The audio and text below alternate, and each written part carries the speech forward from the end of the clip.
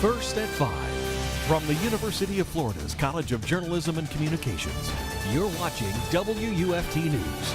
These people roll up, get out the car, bam, bam, bam, bam, boom! Shots fired at a Gainesville man's home overnight. We'll tell you his story. A fiery wreck on I-75 in Gainesville paralyzes traffic for hours. That's our top story for December 1st. We'll explain why people might still remember this wreck on Christmas Day. Northwest 8th Avenue is set to finally open next month. Why it took so long coming up. Now we're Two shootings in Ocala leave 2 dead and 5 injured. The question remains today if these shootings were related. Keeping animals warm in this January chill. We'll tell you how the shelters protected four-legged friends during the cold snap. And disagreements in D.C., a government shutdown looms without a spending bill compromise. Students demanding action. National Walkout Day drew thousands of students from their classrooms to protest gun violence. How one Raleigh school took its advocacy straight to the NRA coming up. Federal budget cuts are hitting close to home. How decisions in Washington could impact a program benefiting some in Wake County. Paying at the pump can be convenient, but it could cost you. We talked with one local woman whose card was compromised after filling up.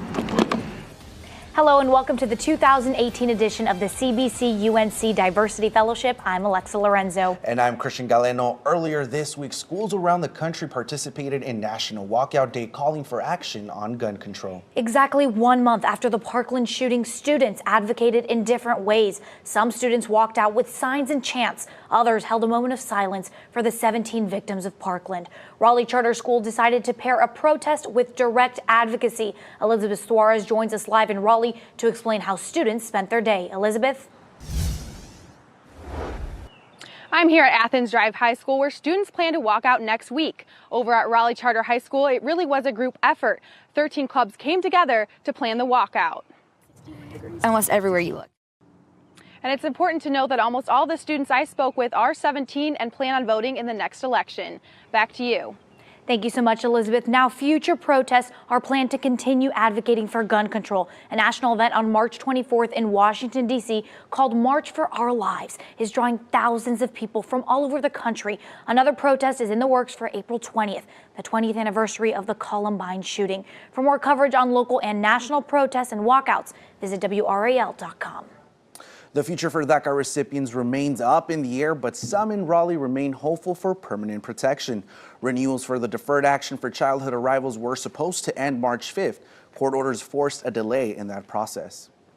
20,000 recipients of DACA call North Carolina home despite the delay.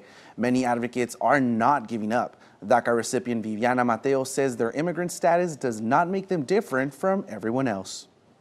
And a lot of people think that, oh, the dreamers, the illegals are like such a far away and not close to home. But those are your neighbors, those are your friends, whether they're open about it or not. And that's the thing that pushes me to do this, because a lot of people are so scared. Local advocacy groups advise recipients to speak with an immigration attorney to consider their options and circumstances. A last-minute trip to Japan cost Governor Roy Cooper and several officials more than $50,000. The 4-day trip in December was a failed effort to convince Toyota and Mazda executives to build their new car plant in North Carolina. A $1.5 billion incentive package was offered to lure the automakers, but they chose to go with Alabama for the site instead. And all eyes are on Amazon as it continues to search for the location of their second headquarters. The online retail giant says meetings have begun with finalists from 20 metro areas. According to media reports, the company has already visited Toronto and Washington, D.C. No word yet on when Amazon reps will be visiting the Triangle. Meanwhile, a report by Bank of America Merrill Lynch puts Raleigh among the top 5 contenders for Amazon's newest headquarters. Atlanta, Boston, Denver, and Washington, D.C. are also on the list. The report is listed alphabetically, not by preference. The analyst did not mention their criteria, saying that information is available only to their clients. Cuts in the federal budget could impact a program right here at home, specifically Meals on Wheels, the program that provides about 2,000 lunches across the Triangle each day. Donnie Holloway joins us live in Raleigh to tell us how this will impact deliveries. Donnie? The U.S. The U.S. Department of Health and Human Services funds Meals on Wheels. Any cuts to that budget could affect all Meals on Wheels programs across the country. We reached out to Senator Thom Tillis' office and Senator Richard Burr's office for comment about these proposed federal budget cuts, but they didn't get back with us. No vote is scheduled at this time for the federal budget. Donnie Holloway live in Raleigh. Thank you so much, Donnie.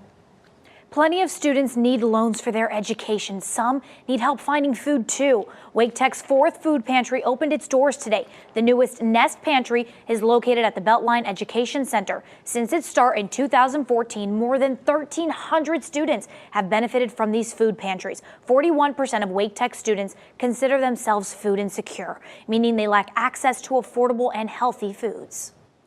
Raleigh's popular sunflower field is making the environment a better place. The city received more than $150,000 in funding from a grant to harvest sunflower seeds for biodiesel. Funding will go towards production cost of the 75-acre sunflower field. The city's first tested the flower for biofuel production in 2010. You are welcome to visit the sunflowers, but be prepared to walk. The closest parking lot is about 1.5 miles down the News River Trail. Now, would you pay hundreds of dollars for gas? Probably not, but some drivers do, and they don't even know it. As more people fall victim to skimming, coming up, ways to identify if your card reader is compromised. Tiny homes are on the rise for first-time homeowners. Are there big advantages to the small living space? We ask coming up.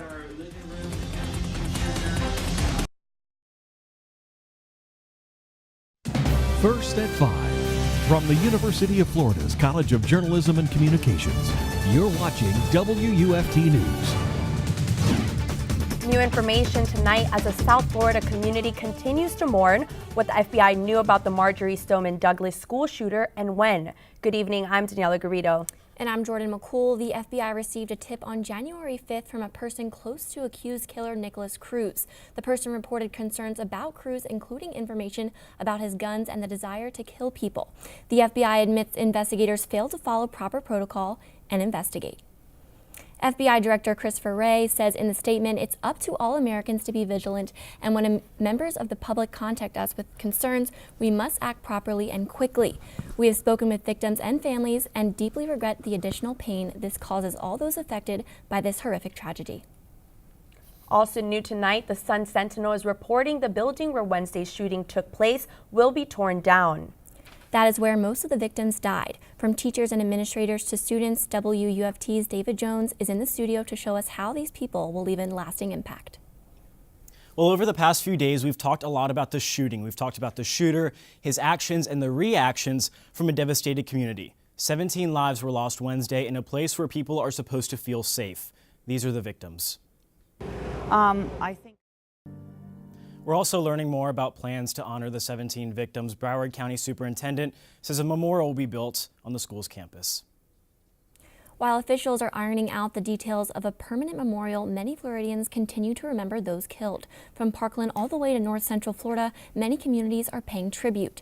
WUFT's Grace King attended 2 Gainesville vigils earlier and joins us live from the newsroom. Jordan, it was an emotional day for many as multiple vigils were held in honor of those lives lost in the Parkland shooting. More than 200 former Douglas students attend the University of Florida, and I spoke with one of those who is still struggling to make sense of the tragedy. And to help with that healing process, Rojas is holding a vigil tonight at 8 p.m. in Turlington Plaza. But if you can't make that one, there's a handful of others planned as well, including the City of Gainesville's tomorrow at 7 p.m. and the University of Florida's Wednesday at 7 p.m. For now, reporting live in the newsroom, Grace King, WUFT News. Thank you, Grace. Here in North Central Florida, schools are receiving copycat threats following Wednesday's events. A 15-year-old is facing a second-degree felony after making a threatening social media post about Palatka High School. A 17-year-old Lake Weir High School student is also facing charges for making threats. Increased law enforcement presence was at the school in Marion County, and Gilchrist County closed all schools as a safety precaution following a threat that they received last night. Breaking today, the special counsel will try to convict Russians of going beyond the usual election propaganda to something criminal. 13 indictments were announced today. NBC's Blaine Alexander has a story from Washington. The indictment says they smeared several candidates early on, including Trump and Clinton, Bernie Sanders, Ted Cruz, and Marco Rubio. Later on, the strategy shifted to suppressing black turnout, pretending that activists were sick of both Trump and Clinton and would rather sit out the election than vote for either of them. And the Gators baseball game the first Gators baseball game of the season is tonight. And we hear that the weather is going to be perfect for the game. WUFT's Lee Southwick joins us now live from McKeithen Stadium. Lee? It's a beautiful game, a beautiful day for a baseball game. The skies are blue, temperatures are in the 70s, and there's a bit of a breeze that's making it feel so comfortable. We'll start with a live look over the University of Florida. You can see those blue skies. Clouds have mainly disappeared right now. Temperatures by the first pitch are going to be right near 71 degrees. And then moving on into the 7th inning, temperature is right near 67, so it'll be comfortable. You may want to grab a light jacket for the game if you're like me, a Floridian, and might cool down a bit in the 60s, but overall, very comfortable. Now, there is some fog that's possible early tomorrow morning, so hopefully not many of you have to wake up early for your Saturday morning, but we'll bring you more details on that fog. Brian Bojana will be joining me in my full weather update coming up. Back to you. Thanks, Lee. The Gainesville City Commission wants Grace Marketplace to continue operating under current management. That's a decision that came out of last night's City Commission meeting. As WUFT's Henry Coburn explains, the city decided between a new contract with Grace Marketplace Foundation and a contract renewal with the Alachua County Coalition for the Homeless and Hungry. The county is slated to take its vote on Monday. So just in 2017, we worked with over 300 women in our local community. Sex trafficking in Gainesville coming up, how law enforcement and local nonprofit work together to offer security and other help to victims. Dry pattern. Coming up, I'll tell you how long this will continue and when we could even see a couple showers in our forecast.